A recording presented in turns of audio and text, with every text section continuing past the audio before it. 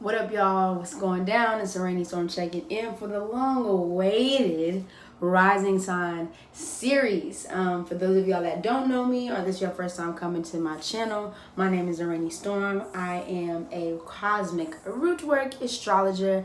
I specialize in Mars activations as well as North Node and South Node astrology. So if you ever want to book a reading with me and want to see how I get down and grizzly, baby, hit me up, araneastorm.wix.com/info. You already know. We about to get back into We about to get into Gemini rising. For those of y'all that don't know what a rising sign is, or this is your first time coming to the channel, or not even first time coming to the channel, but your first time learning about your rising sign, you're always like, okay, I have a sun. Well, wait, what's a rising? What's a moon? What is that? What's a chart? We're going to get into all of that, so make sure you stay tuned. But we've finished the sun sign series a couple months back, and now we're moving on to the rising sign series. Your rising sign is the first thing people experience when they meet you. It's the mask. It's your lens. It's like when you put on the glasses, if you wear glasses, whether they stunner shades or whether like glasses for you can see, it's like what you put on before you take them motherfuckers off. You know, it is the sign, or it is the aspect, not the aspect, I'm all over the place right now today. It is the placement that basically sets up all the rest of your houses. It changes every 2 hours. So when you are born, your rising sign would change and shifted into this particular sign. And so special for a reason. This is how you view the world. This is how you see the world. Before you get to your sun sign, before you understand the lessons of your sun sign, the rising sign is the moon, then the rising, then the sun is how I look at it. Like it all kind of like ascends up into like a stair step. You know what I'm saying? So for me, for example, I am a Pisces rising. So when most people see me, or for particular my sister describes me, just my body, and also once again, it also describes your outward appearance. So how how people see you, like how you look and things. So when people first see me, yes, I'm recording. What's up? What's up? But I'm gonna go downstairs and finish. You look good. I'm gonna finish this out. What do you think about this lip? This lip is popping. I think you need to put a little gloss on there. Yeah, I'm gonna put some gloss on it. You got gloss? Yeah. Y'all see my sister. She's a Leo rising, so she just popping. You know what I'm saying? She popping. All right. You good. You good. All right. Have a good time. All right. She going herself on a little date and shit or whatever. Anyway, so for my Gemini risings, for me, I'm a Piscean rising, so I have like a really elongated torso, long torso. It looks like I might have had like a mermaid tail or something like that, like a fish out of water kind of energy. So that is how, and then when, I'm kind of, just being, in the world, like I kind of have like this mystical energy about myself. I kind of look like I'm not from here because I'm not. That's a whole another topic. We'll talk about it another day. But anyway, so let's get to it. Gemini risings, what's good? The curious George of the group, inquisitiveness. The need to want to go here, go there, travel here, travel there. Needs extra mental stimulation, and with that extra mental stimulation needs come exercise. Gemini is like the Energizer bunny. That motherfucker be just going and going and going and going and going. So Gemini needs an outlet for it to be able to like really fuel and get that energy out, because there's so much energy just sitting in that first house. Need for communication, need for connection, a desire to really understand people on a deeper level, or not deeper level, that's kind of sad, on a surface-based level. Geminis don't like small talk because it is Mercurial rule, but if Gemini rising is not in the mood, it doesn't mind like a high and by. For example, the Gemini rising, you'll be like, oh, how's your day been? Or how's your day? And you're like, oh, it's been good. Gemini's like, all right, cool. And then in another instance, it's like, oh, how was your day? My day My day is just was so much today. Gemini's like, planning an exit at 5, 4, 3, 2, peace out. So that's a little bit about Gemini rising. Multiple, liking to understand multiple points of view, very much so in an energy of liking to understand different people and different perspectives. Very versatile, especially in appearance. So I mean, I have a Mars in Gemini, so I can't really speak on it. And I have a South Node in Gemini, so I'm kind of like, I mean, I can speak on it, but I can't, but I can. But, you know, they like to change up their appearance. You know what I mean? They're very androgynous. You know, a lot of, even if you were like a man, what masculine, feminine energy, whatever the case may be, even if you don't outwardly express it, you have that energy inside of you that is like the duality of the twins. It's big twin energy. So it's like you will express, you know, your feminine side, but you will also express your masculine side too. It's like, what do you want? You want to lick this icing, or you want to put the icing on the cake? Anyway, so quick in speech, quick in communication, quick in thought. So a lot of thoughts just going here, there, everywhere. Piercing eyes. That's another thing. One thing I noticed about Gemini risings and Scorpio risings, the eyes. It's like when they look at you, it's just like they're like piercing through your soul. Like just very, you know, just the eyes. And Scorpio's more eyes is like this, and Gemini's eyes is more like this. Like, it's like, bitch, I see everything. You can't get it past me.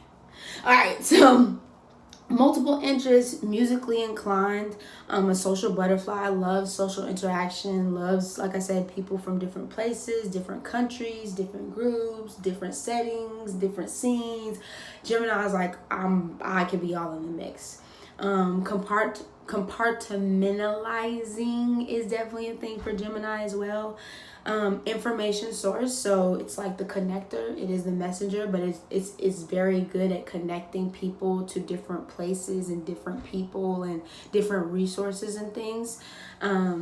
Works with the hands very well. Gemini loves, so like when we go back to like musically inclined, or maybe like writing or painting or drawing or any of those things, Gemini is very much so loving to use and work with the hands. Loving to work with the hands. So I definitely would say, if you're a Gemini rising, get grounded, like get your hands grounded in something, whether you're digging your hands in dirt, you know, once again, like you're maybe playing a guitar, you know, cooking, anything that has to do with using your hands. You know what I'm saying? But anything that has to do with using your hands, definitely do it, because you need to definitely get that energy out once again. Keylight, I'm gonna need you to move, sir. He be playing all the time. Anyway, easily bored. Gemini, once again, if we go back to stimulation, like Gemini needs like extra stimulation. So just kind of sitting around and not really having not too much to talk about, Gemini gets easily and quickly bored and will switch up on your ass. So it can be very indecisive also too, like Libra. So Gemini needs to be in a space where their minds and their brains are being piqued, because that's just naturally how they are. They're like the kids. They're like Aries. They're like very playful, like Aries. There's like the kids. It kind of skips Taurus a little bit, because Taurus is Earth, so it's a little bit more grounded. But Aries and Gemini are like the two kids of like, oh, dude, pass me the ball. And Aries rising like, pass me the ball. And then Gemini's like, pass me the ball. You know, very kid-like energy. Another thing about Gemini rising is they have very youthful energy. Like just very, you know, you see them, they might be like 40, 50 years old, but they still look very young. You know, Pisces risings, people think I'm like 16, 17, 18 all the time. I'm fucking 28 years old. It's all good, because when I'm 40, I'm going to look 20, 25. You know what I mean? But for Gemini, and that's also for your Mars too. So Pisces Mars, Gemini Mars, any of those energies, especially mutable, but specifically Gemini and Pisces, there's just a youthfulness to these signs for sure. Can feel trapped, especially when it comes to relationships. You do want to look to your 7th, but if Gemini starts to feel trapped in a relationship, Gemini will try to find a way to or just trapped in not even just a relationship but a situation. Gemini will try to measle its way or talk their way out of those situations, or simply come back, exit stage left. They do that too. They need to learn how to slow down and focus, and that's something that they learn from Sagittarius in this life. Even when they were growing up, they could have been very chatty catties, chatty Cathys, and they might have been in a home where their family members were trying to keep them from talking, and not talking of don't say shit, but they had a very curious mind, curious nature, wanted to know new things, wanted to explore new things, and they probably had somebody in their family was like, could you not ask so many questions? Could you not talk so much? Could you so Gemini rising has come to learn to be open and expressive in its speech, in its communication with other people, and learning new ways to communicate with other people and do those things as well. Restlessness. So the mind of Gemini, because it's mercurial ruled, it's always oh my god, this person's talking, oh my god, is this person talking? And not schizophrenic type shit.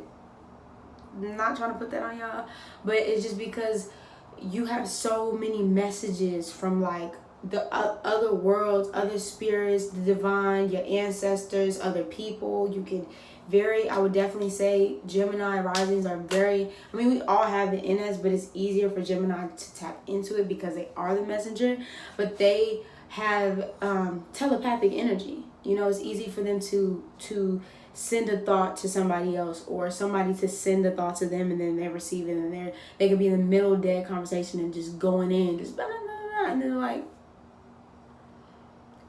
you still there, Gemini? Are you still here? Come back, come back. And you gotta pull them back, and they're like, oh, my bad, what was we talking about? Yeah, Gemini. Overly cerebral.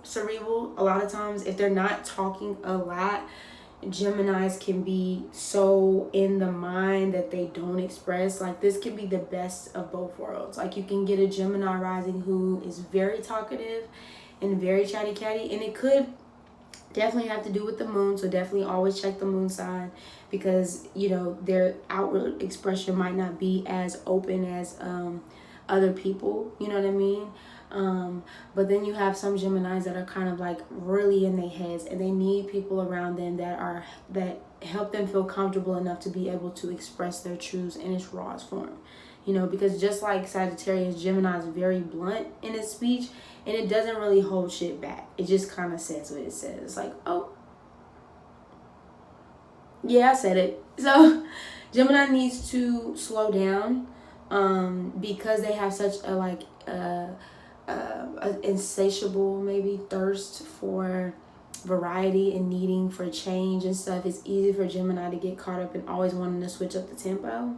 Let me switch up the tempo. Let me switch up the tempo. Can I switch up the tempo? Switch up the tempo. Boom, boom, boom, boom. That's my shit that came in. That's for you, Gemini. Let me switch up the tempo. But anyway, they need that switch up. That switch up be real for them. But there is a need to slow down. Look to Taurus. Taurus comes before you, because before you jump back into mutable energy, there's this slow down that needs to happen. So look to Taurus when you feel you want to speed, and Taurus is in your 12th house. So by unlocking that energy, by getting in that meditative space, by really reaching back and grabbing into your subconscious, you can harness that Taurian energy to kind of chill.